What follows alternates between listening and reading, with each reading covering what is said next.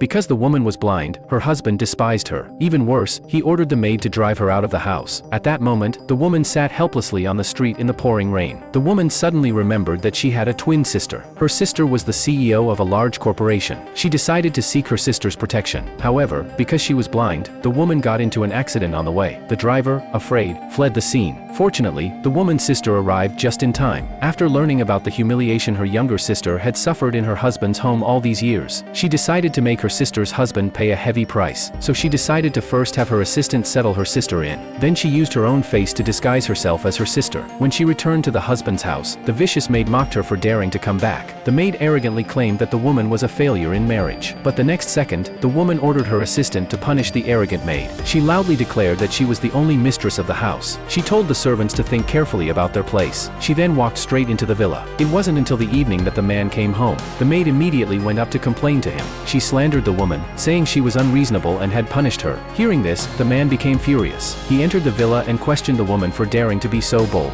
He accused her of being arrogant in his own home. But the next second, the assistant stepped in and taught the man a lesson. The man was clearly unwilling to give in. However, the assistant quickly restrained him. Just then, the man's mother walked in. Seeing her son's condition, she immediately scolded the woman. But the assistant stopped her at once. The maid blamed the woman for being too rude. The woman replied that the whole family was spending her money, so everyone had to listen to her. The next second, she grabbed the man's mother's hand. She decided to slowly teach them a lesson from now on. Then she publicly announced, "From today on, the man's family will be my servants." She said she would return all the humiliation her sister had suffered. She then left the place arrogantly and confidently. However, faced with such a huge change in the woman, the man's family became suspicious. He then thought of a new way to take the woman's fortune.